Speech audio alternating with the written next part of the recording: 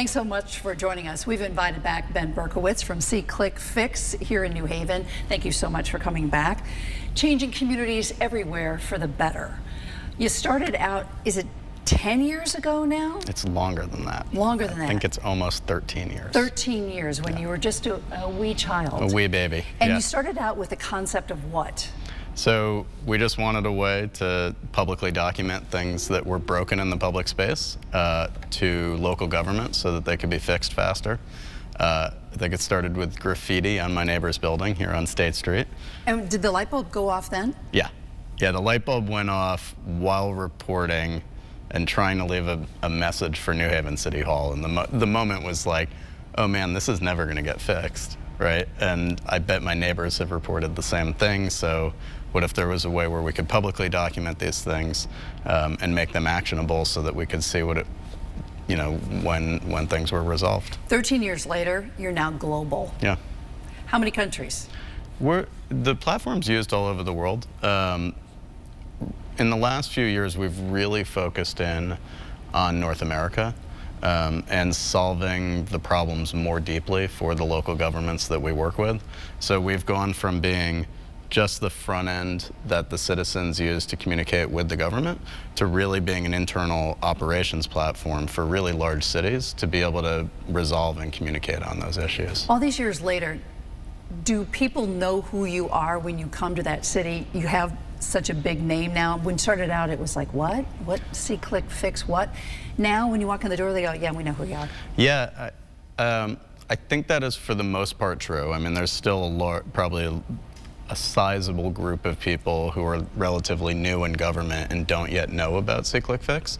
But in the mid-sized to big cities, for sure, when we come in and we're starting a conversation about becoming the formal request management system for the city, they'll know who we are at that point. And it was interesting because you took the citizen and government and connected them together in ways that they weren't connected before. Yeah. And now it just works out. Let's look at a short video of how this works. Cool. Hi there. I want to take you on a journey through a community powered by SeeClickFix. Here, internal operations are streamlined with more intuitive, secure workflows and communications. Here, let me show you how it all works. SeeClickFix organizes, tracks, and manages service requests from everyday citizens through a single application. When they see a problem, a few clicks is all it takes to send off a service request. From there, the right people get the request and get to work. All communication and task management is seamlessly coordinated through the app. Citizens can see the work being done and even receive a follow-up message when the work is completed. It's a team effort all around, and you have the data you need to make better decisions. Cities large and small use SeeClickFix to accomplish more for their citizens with the staff, time, and budget they've already got. Get started today. All right, it's as simple as that. So there's an app on your phone, and I'm going to have you, how many things have you fixed? Do you know? Just last week, the 6 millionth issue was documented. Close to 6 million issues have been fixed. I think 90% of the issues have been fixed. If you go to the website and you scroll down, you'll see it says how many things are fixed. If we look at New Haven, it says right at the top of the app that 67,197 issues have been fixed here in New Haven alone. Which include what? So potholes, graffiti, illegal dumping, streetlights that are out, major infrastructure issues around pedestrian crossings that are unsafe. I think about like the intersection of Audubon and Whitney, I think that was like a long time pedestrian concern that was resolved using the platform. But it also gets into, you know, New Haven, illegal dumping I think is one of the top issues, mainly because we have a lot of public parks and we have universities, and when university students leave, they tend to leave their stuff behind in places that they're not supposed to. But tree trimming is like the thing in New Haven that people are always concerned about, and the city has a backlog of thousands of trees that they have to trim or remove or get off a power line, and so that's probably the biggest thing they're working through right now here in New Haven. What does SeeClickFix not do that it might do someday? That it might do someday, that's a good question. Today, I think, we're really focused on documenting things that are fixable, right? So like infrastructure that is broken that needs to be repaired, or even something aspirational like you want to have a tree here where there wasn't a tree before, or you'd like a cycle lane, right? And so it's all very location specific and transactional. I think there's a lot of opportunity for us to help connect citizens to governments in other ways that just might facilitate a better civic experience. Again, I think in transactional ways, so maybe you could use the application to connect to a permitting system, to apply for a license, a business license or something like that. Our clients are already kind of hacking the application that way and connecting it up in ways that we did not intend it to be connected. But I think there's an opportunity for us to do more in that area.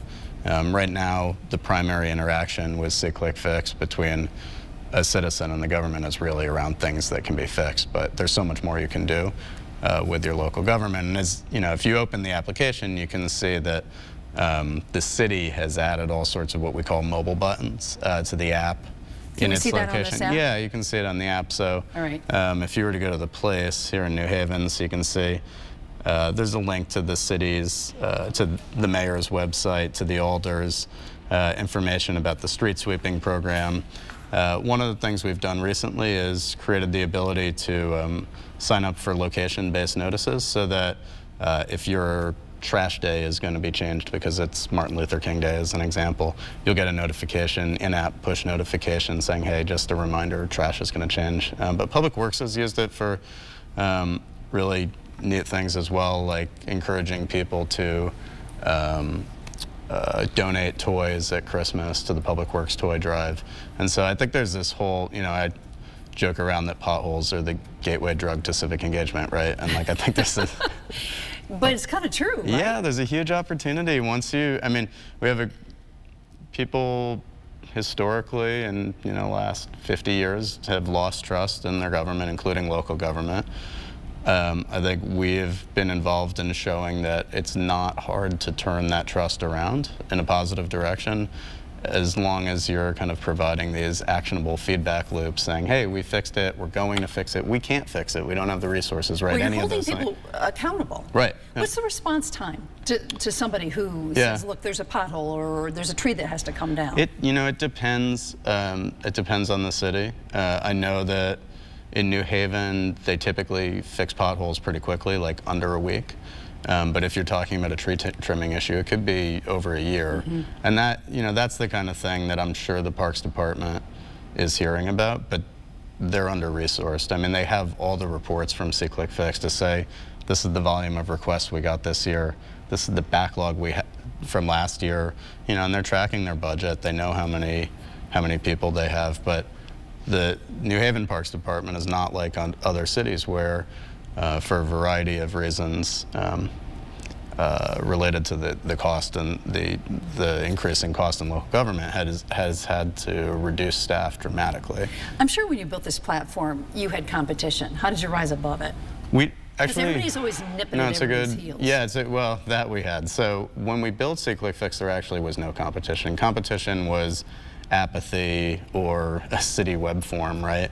And we're kind of back to that today. However, probably from 2010 until, I don't know, like a year ago, there were what in the tech world you would call fast followers who effectively mimicked what we were doing every step of the way. Sometimes they did things better, sometimes they did things worse. Those companies both were acquired by bigger companies, and that has been advantageous for us. Do you hope to be acquired? I don't know, what. I think that we have investors, and they expect a return on their investment. Their investment is what has got a huge part of what's gotten us to where we are today.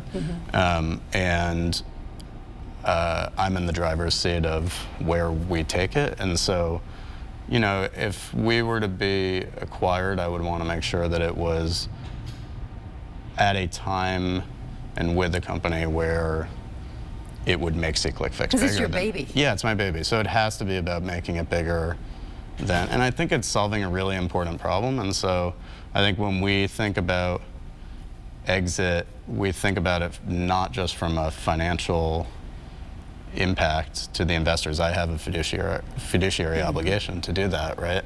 Because we are a business, but I think about it a lot from a social impact perspective as well. So it has to be something that's going to make it much bigger than it is today. You opened where, and where are you now? So And how many employees do you have?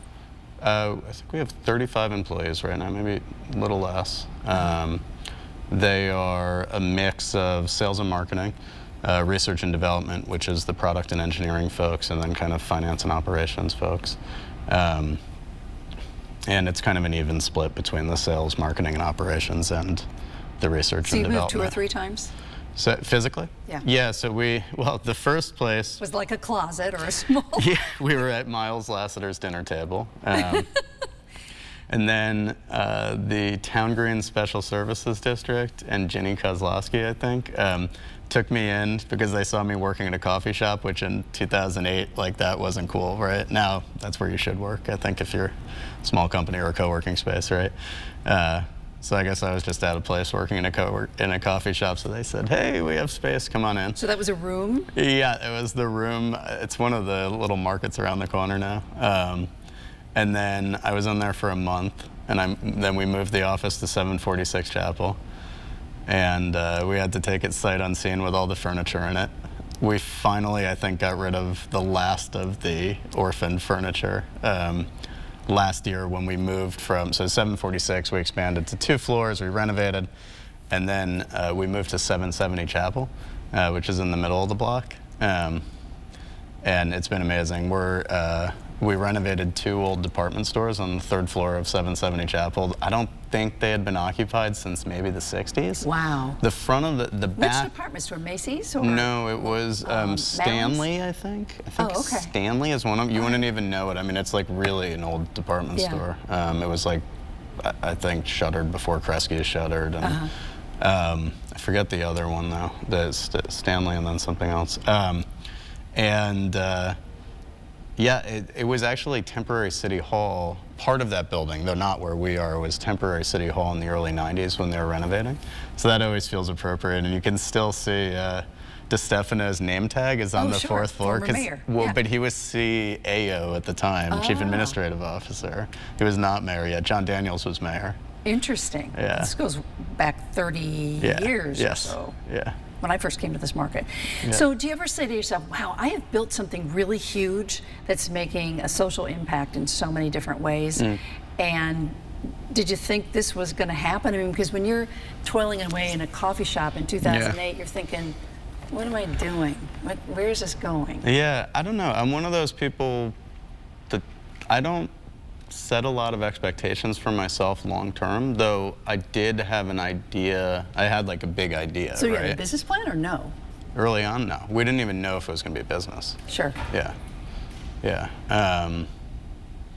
And, you know, even when we showed up to pitch investors, probably in 2010, I mean, the business plan was very much being ironed out. I mean, we had revenue coming in, but that's pretty typical these days, right? Like, I think that people see that money follows good solutions, right? And you figure the solution out first before you figure out necessarily how the revenue is going to work. So no more self-doubt now? No.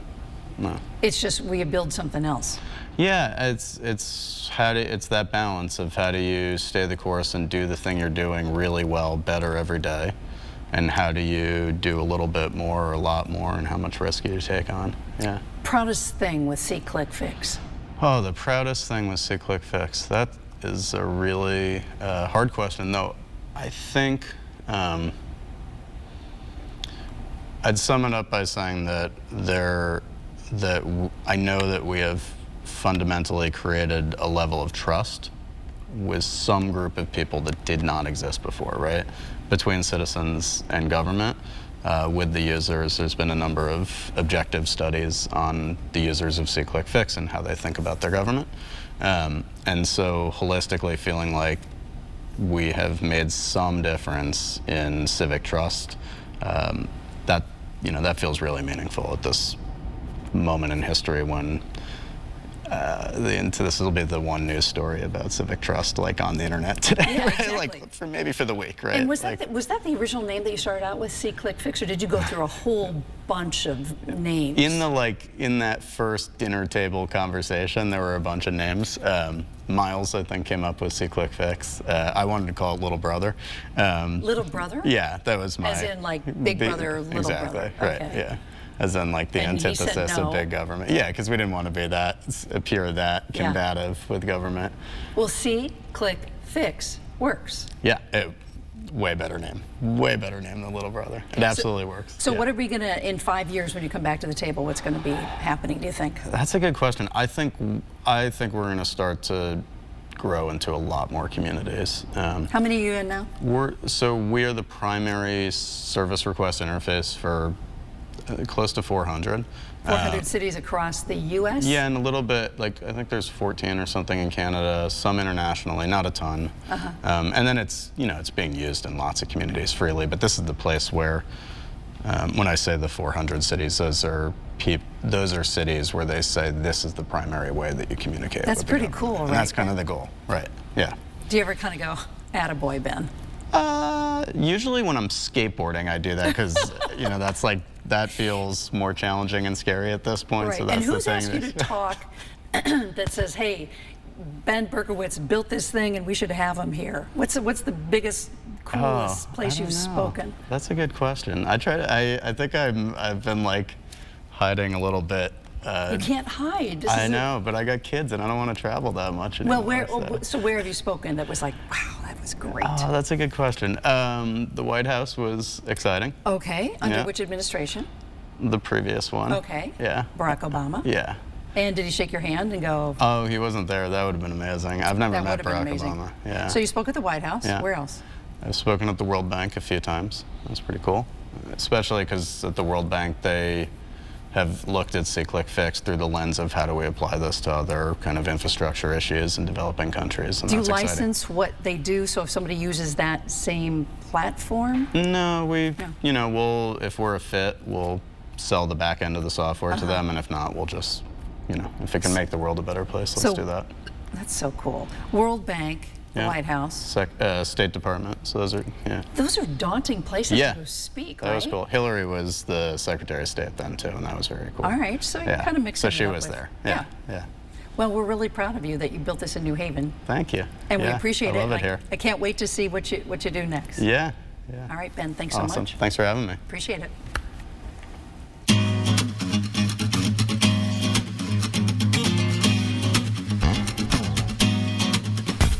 Made a trivial pursuits when one listened. Who is this girl I spend all night kissing? And if one was right here, then who else is missing?